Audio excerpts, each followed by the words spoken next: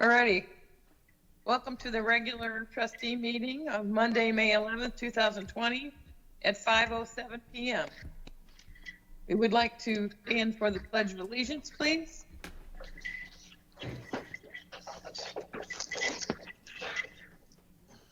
I pledge allegiance to the flag of the United States of America, and God, and justice.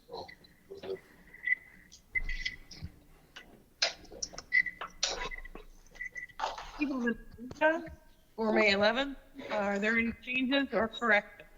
Yes, Board, I have one. I'd like to add a donation of a Knox box under the Community Development and Risk Department, and we'll put that before their biweekly report.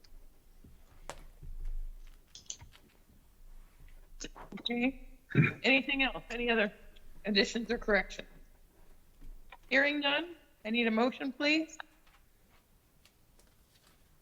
I'll make a motion to approve the agenda for the May 11th, 2020 meeting as amended. Second. Trustee Kretz, Yes. Trustee Dean, Yes. Trustee Wallace. Yeah. Thank you very much. I make a motion to accept the general ledger report in the amount of $364,060.08 for the 5/6/2020 payroll. Second. Trustee Dean, Yes. Trustee Kretz, Yes. Trustee Wallace. Yes. I'll make a motion to accept the payment listing reports in the amount of $98,745.45 for the warrants through May 8th, 2020. Second. Trustee Kretz, Yes. Trustee Dean, Yes. Trustee Wallace. Yes. We have two sets of minutes, April 13th, 2020 special trustee meeting. Are there any corrections or deletions?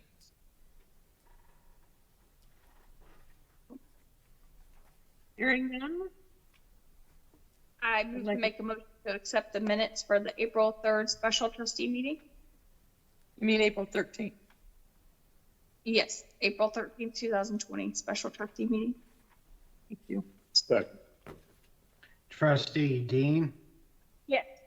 Trustee Kretz, Yes. Trustee Wallace. Yes. I'll make a motion to approve the regular trustee meeting minutes from April 27th, 2020.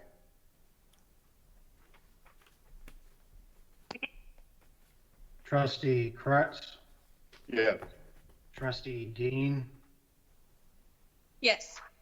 Trustee Wallace. Yes. Thank you very much, trustees. We have citizens desiring to speak. Each speaker is limited to 3 minutes. Person interested in making statements may use the live chat feature during our live stream. It is posted on the screen. Mr. Zahari, are there any people asking to be? As of right now, we have one person watching, so there is a delay, so we'll give it 1 minute, please.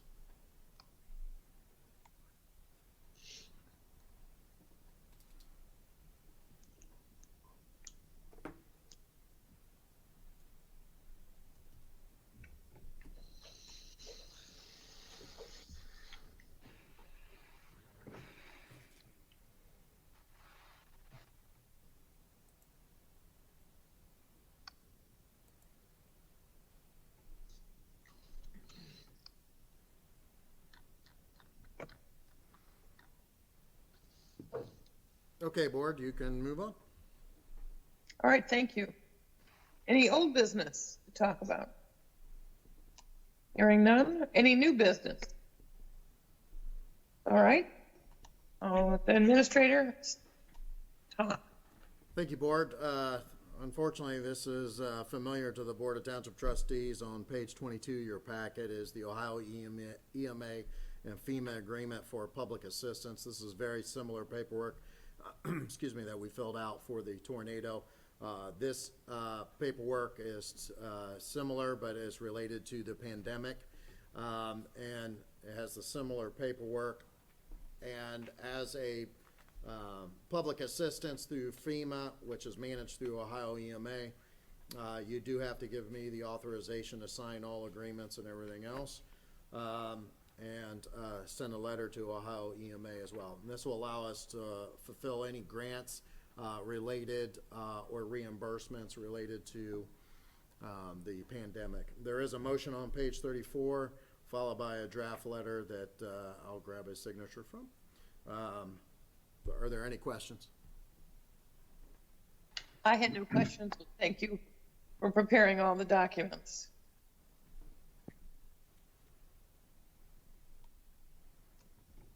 I had no questions. I have none. Just trying to get to the motion. On page 34 of your packet. I make a motion to authorize Alex Zaharia, Township Administrator, to sign all documents and always act as the authorized agent relative to the Public Assistance Grant Program for FEMA DR 4507 Ohio. Second. Trustee Dean, Yes. trustee Kretz, Yes. trustee Wallace. Yes. Thank you, Board. Next item on your packet is on page 36. This is the Hunters Point Partnership Agreement. As we mentioned in the budget meetings and recently, I think either last meeting or a meeting before, regarding the paving projects. This is a public-private partnership with their HOA to pave the bike path that the homeowners association is responsible for. The HOA went out and solicited bids ranging everywhere from $25,000 to $36,000 in cost to pave it. To include them on our competitive bidding, the numbers we got back is $16,000. I will note that in the agreement, it's not to exceed $18,000 in case they get out there and find anything and make any repairs before they start the project or during the project. It is automatic renewing. Now that bike path is soon to be 19, almost 20 years old. So I doubt we'll use this anytime soon regarding the bike path, or at least we hope not. This will include, as you see in the agreement, a 2-inch overlay, grinding at the curb cuts to the township roads, as well as grinding at the sidewalk cut-ins as well. Are there any questions? Yes, I had a question. First, I appreciate us working with the homeowner associations. I think that's a good thing for us to do, is pass on the benefit of our group costs. But on number 2, it says that we would provide an annual bike path survey. I don't remember this in other documents that we've helped people at Terra Falls. I don't remember requiring a bike path survey. This is similar to the Country Club of the North, where we'll come out and give them a recommendation. So in other words, if they see any cracks or there needs to be some work, our staff in the road department will go out and give recommendations, kind of included in what they already pay in property tax. So this is very similar to the Country Club of the North agreement, other than what's different about this one is we're only focused on the bike path, because we already provide through the road department all those services for everything else in Hunters Point. That would be the sidewalk cut-ins and the road and curb. And you're okay with requiring it to be annual? Yeah, we're fine with that. We're out there enough, we'll notice any problems. All right. Now, you. to point out also, not at the township's cost, but the homeowners association will be putting ballards in to keep the contractors from driving on the bike path. A lot of the private contractors, AT&T, Spectrum, and then of course the landscapers like to drive on the bike path. They have agreed that it will be approved by our fire marshal, anything they put in, and it'll be maintained by them. Alex, I have no issue with the survey, but I thought I saw it now, I can't get back to it.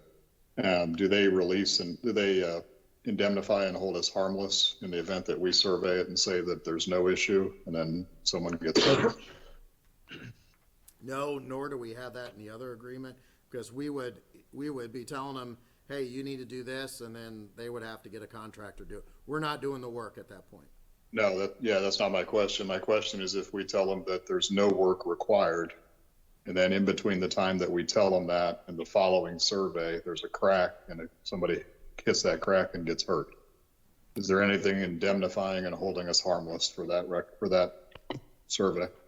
Whether there is in the one in Country Club of the North or not, if there's not, there probably should be. Because if it's just a suggestion, and they don't have to follow it, either way, the last thing you'd want is for us to go out there and say everything looks great, and then 3 months later a crack develops. So it'd be a simple addition. Yeah, we can add that if you would like, if the board feels like that's simple addition to it, so. It's just, I don't know what Ms. Trick thinks, but it should be just a very straightforward, simple indemnify and hold harmless. I mean, we can certainly add that. I don't know that there would be any liability if all we're doing is making suggestions to things that they do, not necessarily telling them they don't need to do anything. Plus, any type of inspection service, there's complete immunity for anyways. But like you said, it's a simple sentence we can add. So it's not, there's no reason we can't do it. I would agree with Mr. Kretz in that I would rather have the simple sentence in there.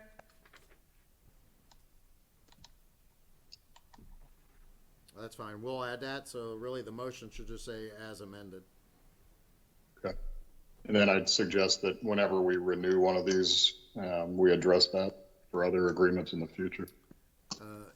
Yeah, unfortunately, I think the Country Club of the North one just renewed because they are automatic renews every 4 years.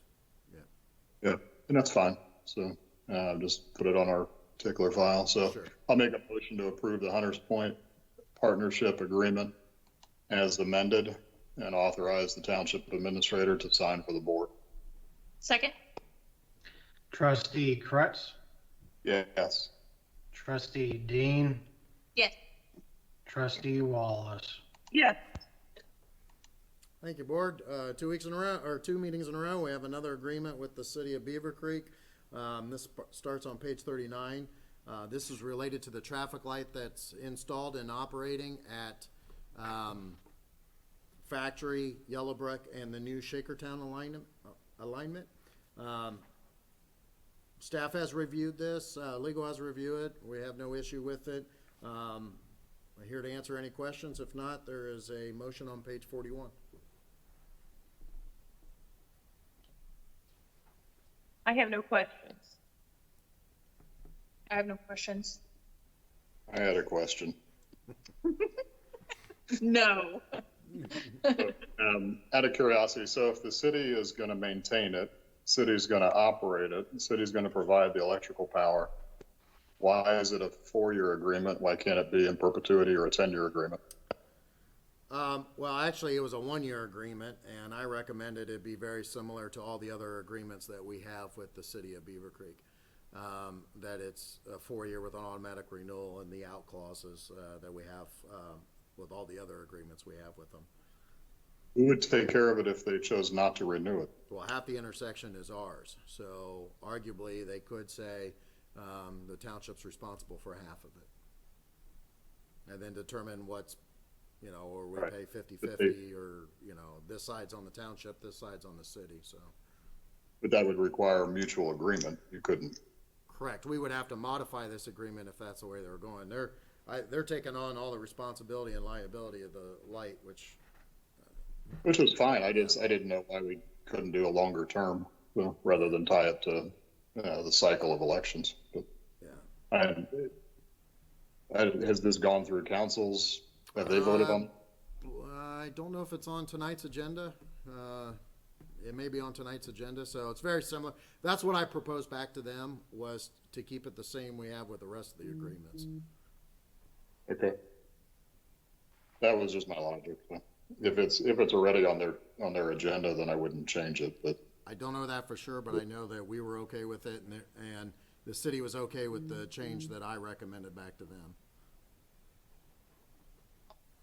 okay. I would just, in the future, I guess I would ask if there's, on something like this, I mean, obviously with a park agreement or something like that, where we're actively participating in it, then we'd want to revisit that more often. But on something, I guess, of this nature, I don't know that it'll come up again. Maybe will it come up at Factory Road and Indian Ripple? No, Ever? that would be county engineer and township. Okay. So it's unlikely that we would cross this light or bridge again. So, Yeah. And Okay. then the other light we're discussing is at Orchard and Dayton Xenia, which would be the county engineer and the township again. okay. Well, in 4 years, someone can ask for 10. Okay. There's a motion on page 41. I make a motion to approve the Shakertown Factory Road traffic signal agreement with the city of Beavercreek as presented and authorize the township administrator to sign for the board. Second. Trustee Dean, Yes. trustee Kretz, Yes. trustee Wallace. Yeah. Thank you, board. Next item is on page 42 of your packet. It's the biweekly report for the sheriff's office, followed by the monthly report on page 71. Sergeant Moore is on here with us. Are there any questions? He'll be able to answer them. I had a couple questions. Yes. Sergeant Moore, what, was it when the animal complaint, was it a dog or something, or was it like a bobcat or something? I don't know that we got any calls that reference any type of hostile animals or bobcats, or so to speak. Typically an animal complaints then it's just a dog at large. Okay. Yeah, well, as a matter of fact, I'm recalling that. It was our deputy. Animal control has limited access. They're only coming out if the dogs were aggressive or have bitten somebody. So we were able to find the owner. He actually put it in the back seat of the cruiser, and we were able to deliver the dog safely. All right. Thank you. What does SORN mean? SORN. That was my question. Yeah. That's sex offend. So the SORN stands for Sex Offender Registry Network. That is a network that's nationwide. So whenever somebody has to come in and register based on their convictions, based on some different things, they have to come and register within the community, and then we have an obligation that we have to go out and make sure that what they reported is accurate. And so when we do that, we're on a SORN verification check. Thank you. And then what I'd like to do is, Sergeant Moore, is we've had a tremendous amount of business checks and extra patrols. From March to April, business checks went from 776 to 919, and extra patrols went from 371 to 711. And then April was 812. Can you tell the citizens that may or may not be listening what you all do on the business checks and extra patrol? We've talked about it before, but with so many more going on, I'd like to reassure the community of what you guys are doing. Absolutely. So there's just a whole variety of things that go into patrolling. During these times, we've been out into the neighborhoods significantly more, and just really oftentimes initiating conversations within the neighborhoods, asking people if they're doing okay and if there's anything that we can do to help. When we log that, it's essentially just like taking a stick pin, and we would just take 2 crossroads there and put a stick pin there and just say, hey, we were here. And it's our way of just demonstrating and showing everyone involved that are open to look at our reports that we were here this date, this time. And then it also helps us if there were to be any type of crimes or anything like that, that we can say, go back to that time, hey, look at the officer that was there in that area. Do you recall seeing someone or seeing something or seeing a vehicle? We can also pull our cameras and look and things like that potentially as well. Similarly with the business checks, We wish that we could be everywhere all the time, but obviously we can't. But we do want to make a note of the businesses that were out, the businesses that were speaking with the business owners. We've been checking in with them significantly more during these times, and just double checking and seeing if there's anything more they need of us, things that we can help improve those relationships and our patrols in the areas too. We like to also check in and say, have your hours changed? Some of the business hours have changed. Some of them are getting delivery trucks that are different times than what we're used to. So that allows us to maintain a conversation with them. And we know when the deliveries are coming in, and just daily operations that we would then know and notice anything out of the way that would help in our patrols. Thank you very much. Yes, ma'am. Any other questions for Sergeant Moore? I have none. Thank you for all you do for the citizens. We're glad to do it. Thank you. Thank you, Board. Next item's on page 82 of your packets, the biweekly report for HR. Are there any questions? I had none. I had I none. had none. Thank you, Board. Next item's on page 85. This is, I guess, version 2 of the Community Development and Risk Department biweekly report. We made some modifications based on some questions and recommendations. And I did mention the changes at the last meeting. So if you have any, you want to see any additional data or change the way some of this looks, let us know. We'll be happy to accommodate that. But are there any questions?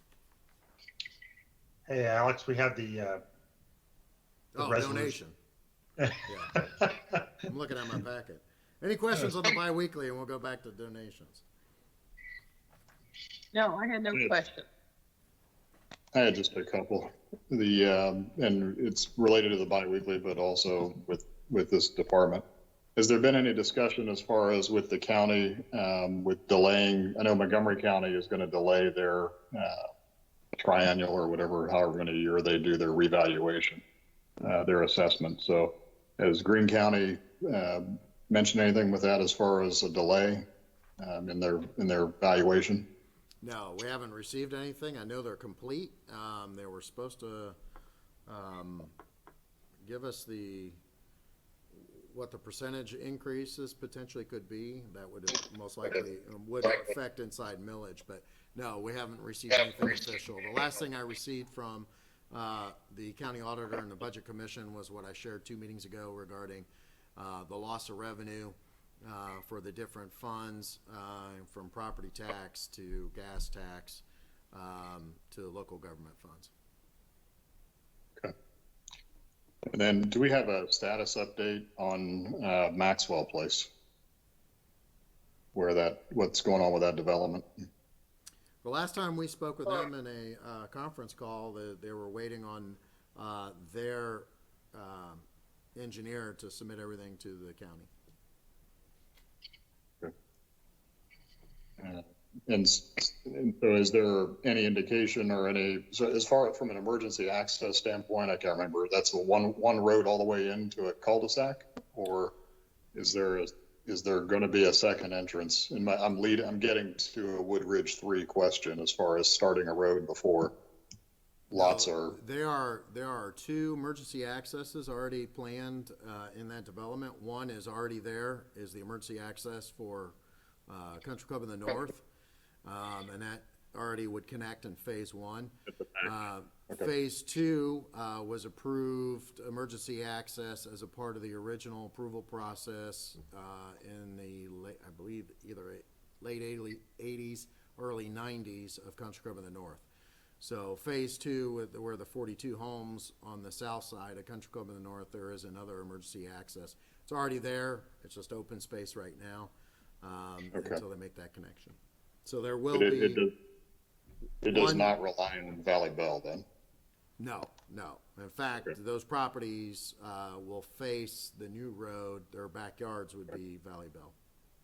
Right. I remember that they all backed down to Valley Bell. I just couldn't remember where the secondary access point was planned. And then is there any, where do we stand with regards to the commercial lot there at the corner? or what was contemplated to be a commercial lot? Right now, it's still it's a residential lot. It's a large residential lot. So, Okay. yeah. I know Mr. Amrine had mentioned a couple times that that was being looked at for daycare or some other commercial purpose, And but I know there's, it still could, but then that would have to go back for, a modification or variance through the Board of Zoning Appeals. okay. For some reason, I didn't think that parcel, that piece was residential, that it was set up for a residential lot. Yeah, I'll pull up the plans again, but I believe right now it's a residential lot, a larger one, but, yeah. Okay. And then as far as, are we complete with the integration now of all permits? And as far as any resident requesting and getting a permit online, is that process completed as far as through our new website? It's not completed, but we are working on, so we've developed new formats for the forms, for the permit application forms. These are essentially getting residents aware that inspections must be completed, kind of helping them understand what would be done in an inspection. Now we have those new forms. Once we get those approved and we finalize it as a department, everything we want to be on the form, then we're going to work on getting them online. So Okay. it's coming up soon. But Will that include, sorry, go ahead. will that include sign permits? Yes, yeah, all permits will be, I mean, that's the goal, is any permit, you can apply for it online. We're also working with Ryan to try to tie into the upcoming ability to pay online as well, so. Okay. And then with regards to developers submitting plans, so their submittals where are we at on that? As Well, far as, that's gonna be a whole nother project in regards to a third-party, software. So we wanna see how the county goes on live. Supposedly they can do it now. In fact, our fire station project was submitted online. But now that we've combined the department, we want to take a look at software that will be able to do not only the zoning applications, but our fire prevention activities as well. So where we could do in-field inspections, signatures, capture signatures on an iPad or a device. So that's down the road. Hopefully we can start setting up some demos soon as a part of that, but that would include that. And if we do go a third party, then essentially what Max was mentioning about online, we would pull that from the website and more just be a link, because then you could submit your plans online, upload them, pay online, and then you'll know the status. So you'll be able to log in as a developer and see where your permit is, who's got it, who's been assigned to, and so on. okay. Has there been any discussion? I'm asking this because I'll bring it up at the next Greene County Regional Planning meeting. Has there been any discussion with a county-wide rollout? I mean, I know some of the townships are much smaller, but obviously if we could piggyback on what the county has, there'd be no reason to reinvent the wheel on the plan submittal side. Where's that been left, I guess, is the best question. I mentioned it a year ago. In fact, I invited some of the county folks to take a look at a software at the time that we were looking at it. Mr. Amrine and I were going to do it here internally. I did say at that point, hey, this makes sense for the county and get every jurisdiction as a part of it. That's where it ended. And so unfortunately, we were trying to get more players involved. And I do agree with you. It'd be nice if I was a developer, that if I was working in the city of Xenia and doing a project in Beavercreek Township, I can use the same software. I can have my same login, I can upload the device, all my information's there, I can see where it's at in the process. So in other words, you take somebody building something in the city of Beavercreek, it's gonna go to 3 different entities. It's gonna go to the city of Beavercreek, Beavercreek Township, and Greene County. And I said, hey, wouldn't it be nice if a developer could see where it's at, I submit plans, it needs to go to the Greene County Building Department, the city of Beavercreek, and Beavercreek Township.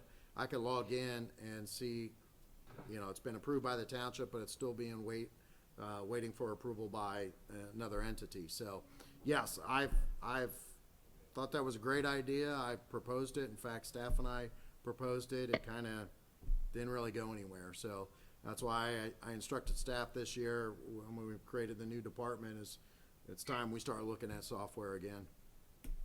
Okay. I'll rattle the chain. Okay, that'd be nice.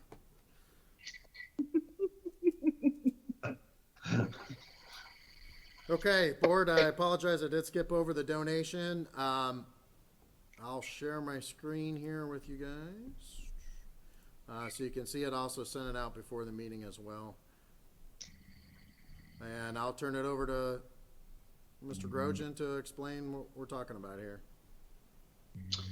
Thank you, Alex. I think, excuse me, my screen is frozen, but I think everybody can hear me still. I can see your screen now. Okay.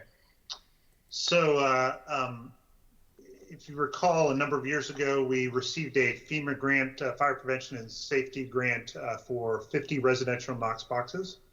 And they're still being loaned out to citizens of Beavercreek and Beavercreek Township that need them.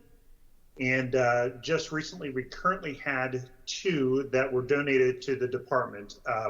One of which is a standard residential Knox box, similar to the ones that we purchased, which was donated by an anonymous citizen.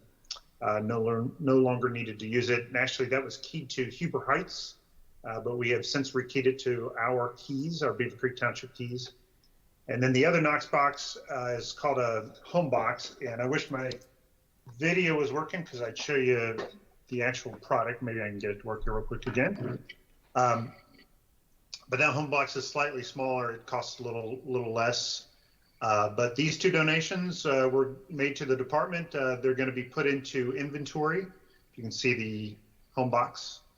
They're going to be put into inventory, and as soon as we get someone who calls in who needs one, we're going to loan them out. So I have a resolution that I provided to Mr. Zaharia for the receiving those as a donation.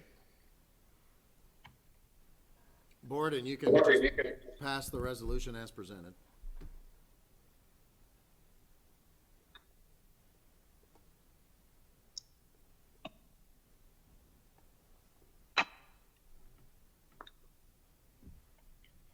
I move to make a motion to accept the resolution accepting the donation of 2 residential Knox boxes as presented.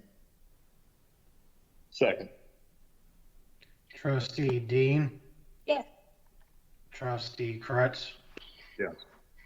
Trustee Wallace. Yes. Thank you, board. Thank you, board. Next item's on page 92. Your packet is the bi-weekly report for information technology. Are there any questions? I had none. I had none. Thank you, board. Next item's on page 95 of your packet is the bi-weekly report for the road department. Are there any questions?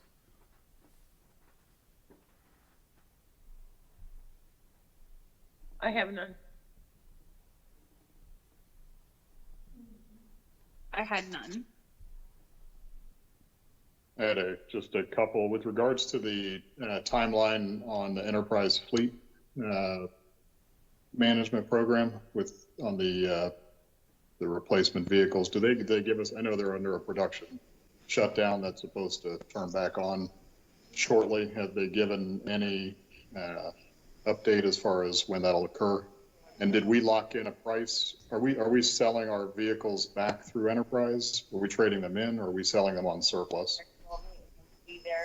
The vehicles that we currently have that will be replaced we'll be placing on Gov Deals. So the price is locked in. So when we sign the agreements for the vehicles with, in this case, mostly Ford, those were locked in.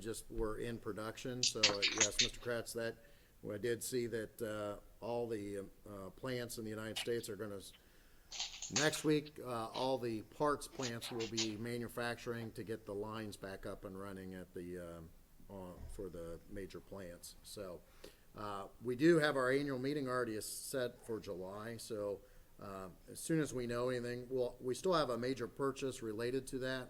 We've kind of waited since everything's been put on hold, and that was the inserts. We did the insert for the, road department vehicles. We still have to do the inserts for the fire department vehicles. And then the other question was relative to Station 65. Did we make any progress since Friday with regards to the county's concerns on drainage? We went back to our engineer to talk about designing a rain garden, and Choice One will be reaching out also to Mr. Amrine. He's very familiar with them as a part of the planning process. We've done 2, I believe, in Beavercreek Township. The township hasn't done one, but other developers in the township have done rain gardens. So it's kind of hurry up and wait and redesign, to be honest with you. Okay. But again, that's not for a known issue. It's for what the county anticipates might be an issue. Correct. Okay. Okay. That's all I have. Any other questions? Mr. Parks is on here as well. He can answer any. I'm sorry. Tim, did you want to add anything? No, I think you explained it well. I think part of it is it's the point sourcing of the water on the fire station, because you're picking everything up and you're adding the impervious surface. That's all coming out at one place. But when we met with the neighbors, they were very cooperative in whatever we come up with as a solution, whether it be the rain garden or as long as they can maintain it. That's their big thing. Why don't you just sink a dry well? Excuse me? Why don't you just sink a dry well in there? Part of it is the Lower sand maintenance. is, You look Yeah, at the sand- long-term lower maintenance. yeah, the sand and gravel level is about from the borings 15 feet down. So that's one of the things I think Choice Engineering is looking at with the rain garden in that corner. That's a very similar concept. A rain garden would be where we would dig down at least to the soil level, which we need the dirt on the property anyhow. So if we can take the dirt out of there and relocate it someplace else as a part of the project, then whatever we put back in, will, including landscaping and plants that grow. So it's a very similar concept to what you just mentioned, Mr. Kratz, but it would be more of a landscaping feature that would hold the water. Right. And the water would go to the table as opposed to down the ditch line. Now, there will be some water that makes it to the ditch line. Right, but with a dry well, all you would see on the surface would be a catch basin. 16 feet below, you'd have a concrete tube perforated with gravel, and it would go to the water table, and you have no maintenance other than weed eating around a catch basin. I'm just thinking from a maintenance standpoint. Sure. Because obviously with a rain garden, you create a landscaping, and so you have a maintenance issue. It's just an alternative. So I did one that worked extraordinarily well. Phillips came over and filled it up with 4 cement trucks of water, and it went away in minutes. Yeah, that's something we'll have Choice One take a look at as well. Okay. Just from a cost standpoint, and then like a long-term maintenance standpoint was really the main thing. Even if it's $1,000 or more, look at from a long-term maintenance. So. Okay. Any other questions? Nope. Thanks, Mr. Parks. You're welcome. Have a good evening. You too. Thank you, Board. Next item is on page 96 of your packet. It's a supplemental assistance to the firefighters grant related to COVID-19. Information starts on page 96 with a motion. Staff is on here, including Chief Easter, who is writing the grant. Are there any questions? Could you just explain what an aerial blade is? Sure. So I'll actually share my screen as well that has some pictures in regards to what we're looking at. This is a device that allows for sanitation of wide areas, including vehicles, offices, and other spaces within the fire stations. This was something that Sergeant Moore had also brought up as well as a concern with the pandemic that's going. It's allowed us to take another look at some of our procedures and policies and how we deal with some of these contamination pieces. So this was a grant opportunity to allow us to apply for a grant to put one of these in each of the fire stations that would then allow us to use that for multiple purposes, both in the stations and in the apparatus.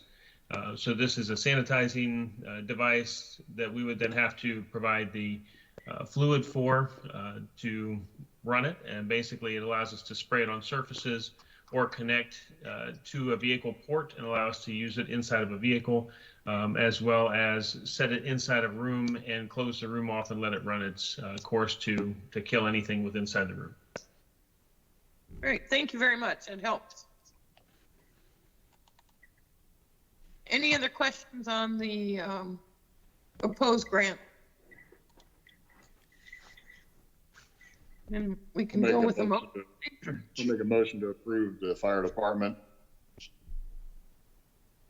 AFGS grant application in the amount of $77,000 for portable decontamination systems, and to authorize the township administrator to sign for the board. Second. Trustee Kretz, Yes. Trustee Dean, Yes. Trustee Wallace. Yes. Good luck, Chief Easter. Thank you. Thank you, board. Next item is on page 96 of your packet. Is a purchase request. Now, just kind of clarification. This is because of the new motion that was passed authorizing department heads to allow to approve purchases up to $5,000. When this was passed, there was a change in regards to the live fire training, and it was still under that amount. So Fire Chief wanted to bring it to you for full disclosure and explain what happened in the case. Chief Merckx is on here to answer any questions. There is also a motion on page 98 with a purchase request. And I'll turn it over to Chief Merckx to explain what happened. Yes, so this is our annual training, live training that we do at the Dayton Fire Training Center. And for several years, historically, the price for this training has been under the $2,500 limit that we had before. And going into this year's training, there was a little more burn training that was requested by the instructors. And when they put this training together and scheduled it with the Dayton Training Center, there was an assumption that the price would be relatively the same. And after we started the program, in fact, I was actually out there the day that the lead representative from Dayton came out and said he was going to send our invoice and explained that the cost was going to be over $2,500. Realized then the folks that were managing this, there was just an assumption it'd be the $2,500, and it was more because the Dayton Training Center raised some of their fees, and I believe for our training they needed some additional burn officers, so that increased the price.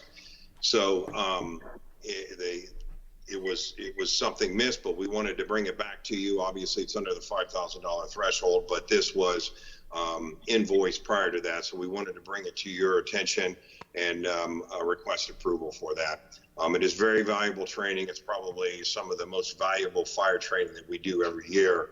The Dayton Training Center is set up to provide the most realistic scenarios we can do, and we try to do at least one of these, if not more, every year.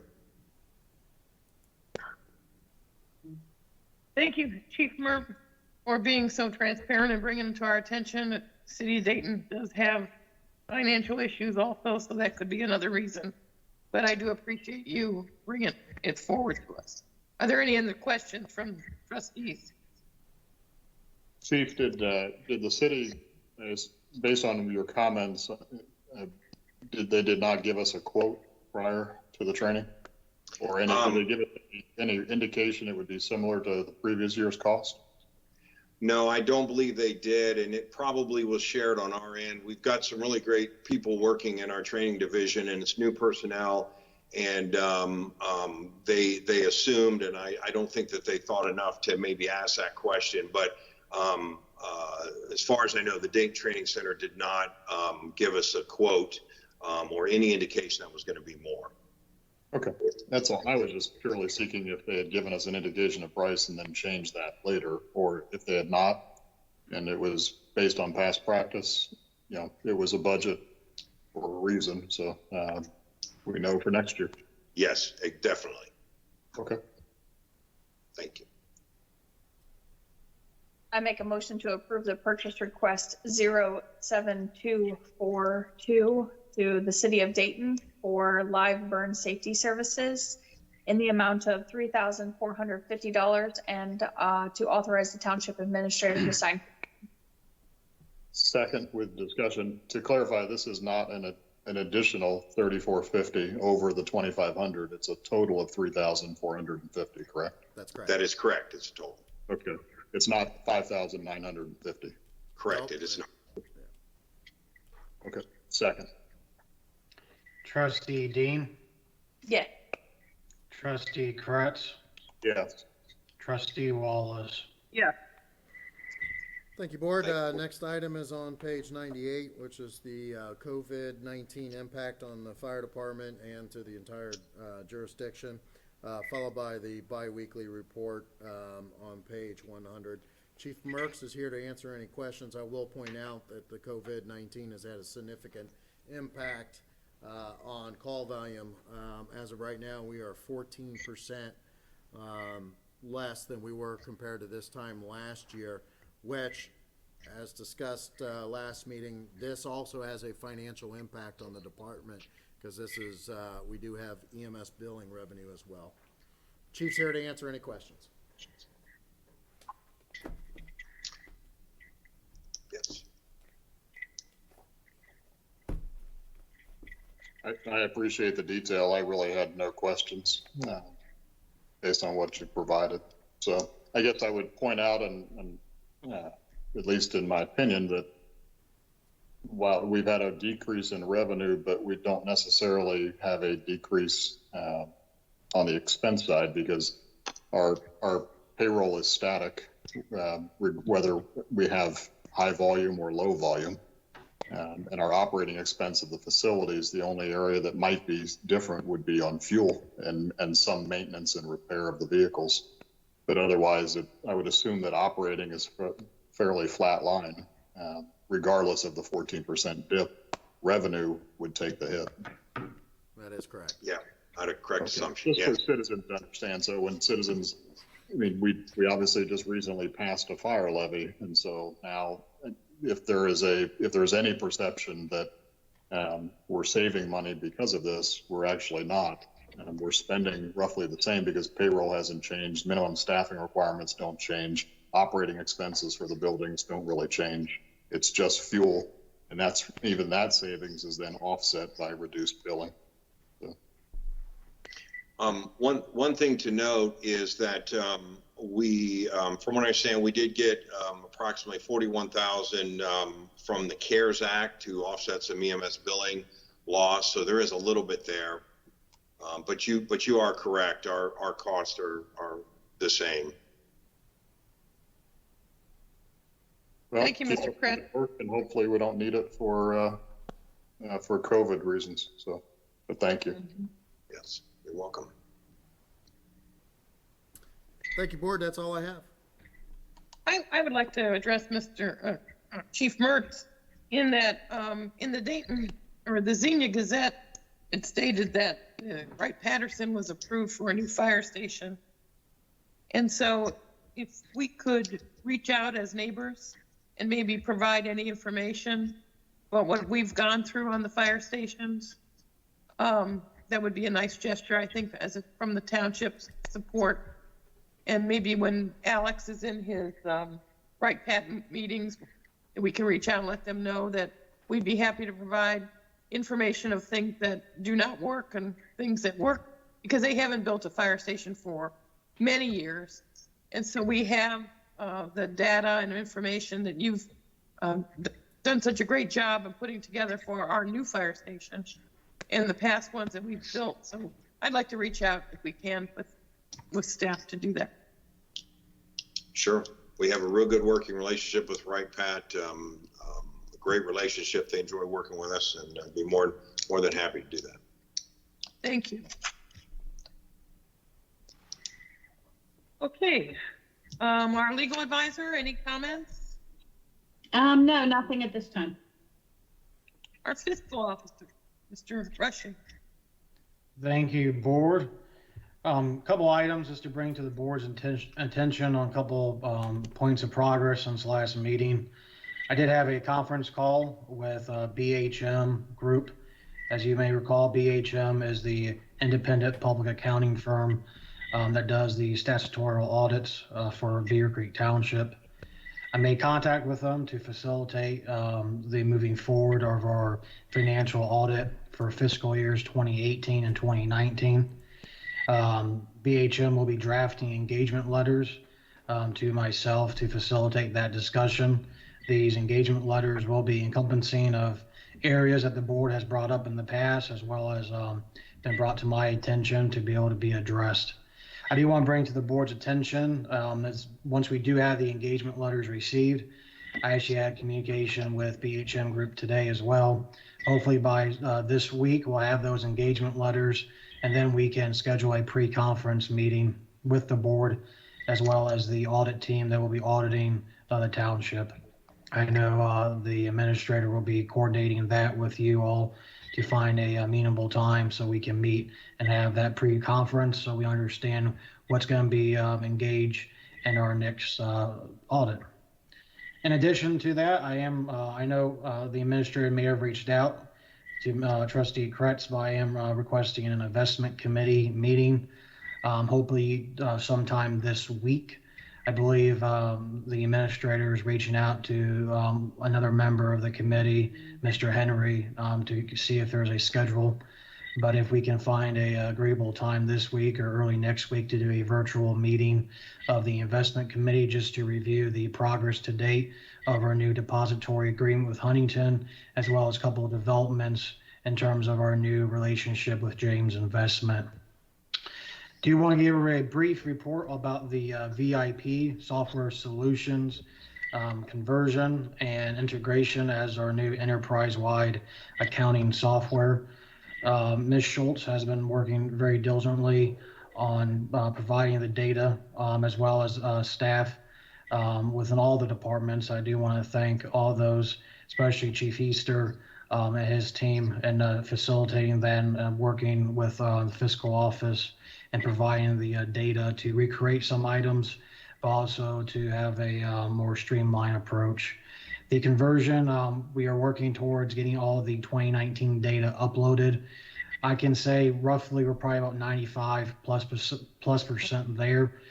We do have some manual entries to make, and then once we have 2019 finalized, we can officially adopt and enter in 2020, and then start keying the data from there. Other than that, I did meet with the administrator on some items regarding possible updates to the budget policy moving forward, especially with VIP moving along. There will be some much improved efficiencies and much improved reporting that we can do. And in addition, I would like to request from the board at a future meeting, I believe Star Ohio, which is an investment pool administered by the state of Ohio, state treasurer's office, as a very viable tool, especially by the offering same-day liquidity to any holdings within Star Ohio. For those who may not be aware, Star Ohio is an investment pool, so the performance is based off of the pool. If you look at the 2019 annual report of Star Ohio, majority of the holdings in Star Ohio is actually commercial paper. So although the market right now is offering basically 0% interest, Star Ohio is still performing around 1%.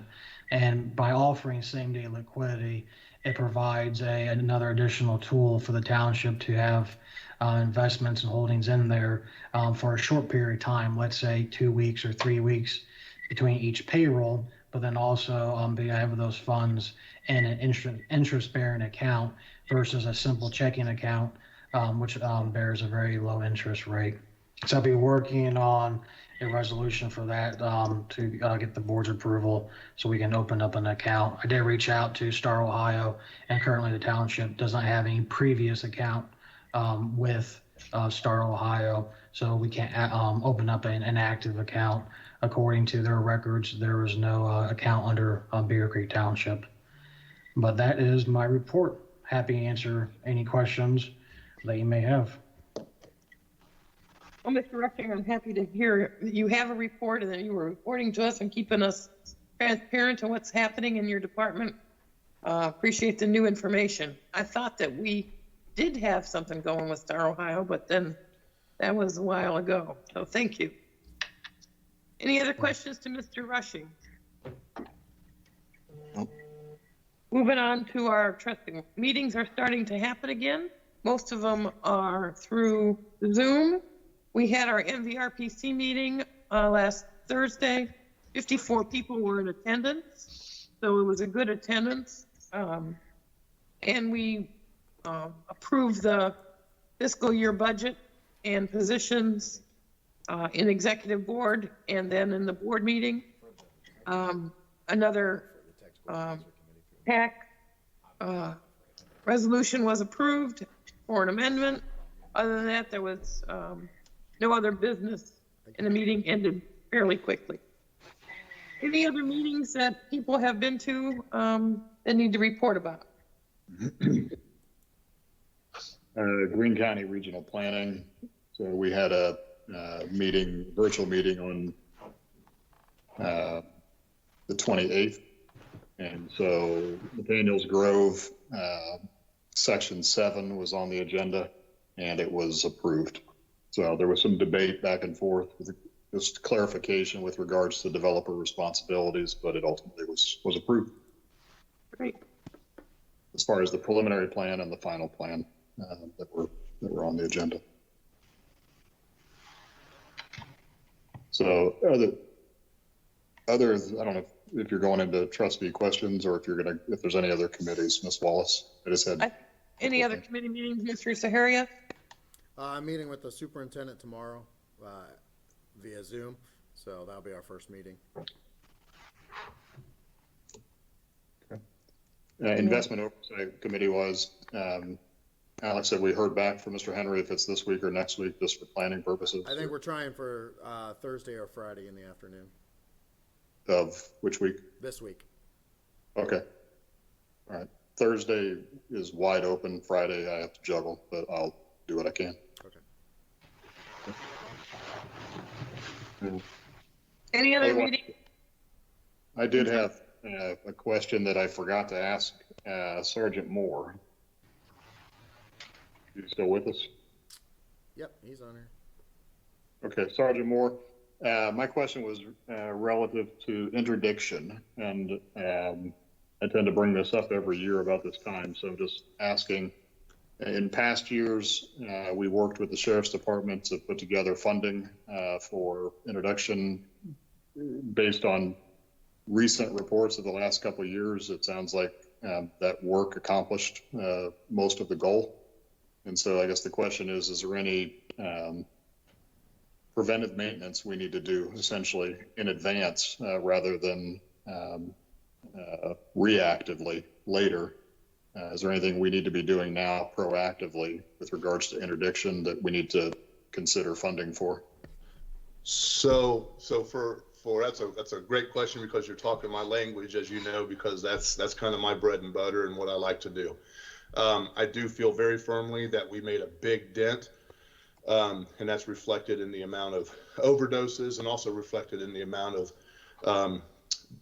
stops that we've had that have involved drugs and our seizures that we made as such. That being said, to your point, it's still there. 35 is a major artery. We've spoke with other intervention teams from Highway Patrol throughout the state, and 35 is just a huge artery to get down into the southern Ohio area, to get down into Virginia, the Carolinas, and whatnot. So whereas I think that we've made a dent, and a substantial dent, I do think that staying ahead of it would be prudent.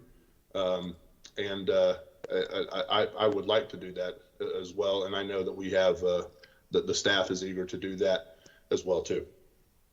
Yeah, part of my concern is with unemployment skyrocketing, and some of that's going to heal over the next couple weeks, but some of it won't. And so just people, the opportunity to resort to something that's less positive on your life presents itself. And so as that market, obviously as demand goes up, the supply chain will respond. And you did a lot of hard work at the intersection of Orchard and 35 and other areas, and hate to see that see it reverse itself because we took our foot off the gas.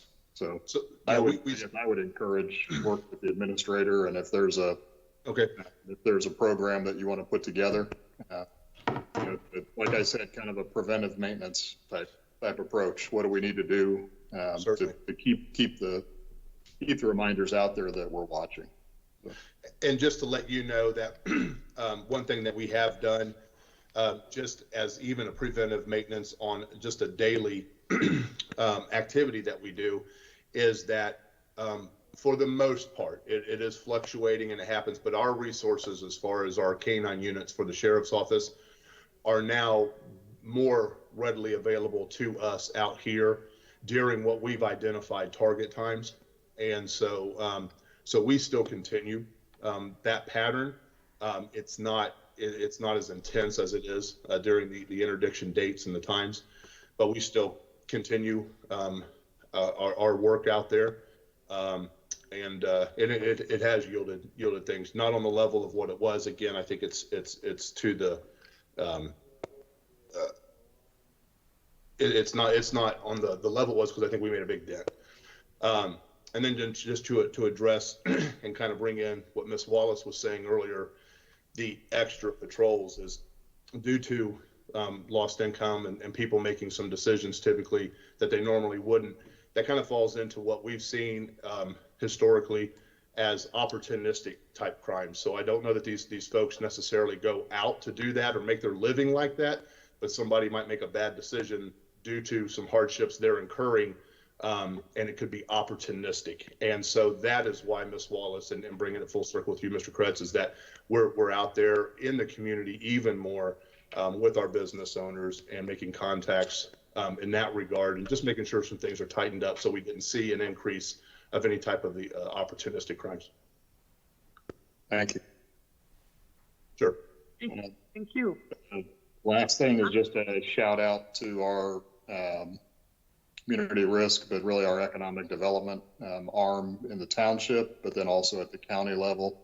I shared with Mr. Zahariev that one of our essentially township businesses, so Defense Engineering has acquired a new building on Orchard Lane, and they'll be expanding that with the help of Greene County Economic Development Grant, hopefully. So the kudos to them, but we're able to grow our platform there, and it'll be a very strong defense contractor on that property as a neighbor to the township. So good. Any other comments, Ms. Dean? I had none. Okay. Then I believe we will go into executive session.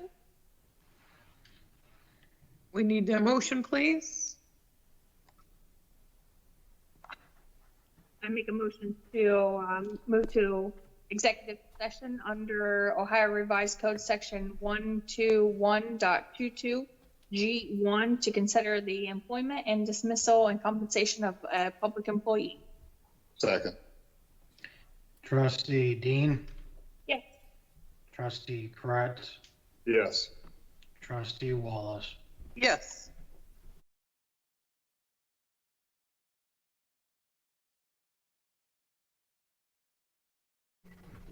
Okay, we're coming out of executive session. I need a motion, please. Make a motion to come out of executive session at 6:41 PM. Second. Trustee Dean? Yes. Correct?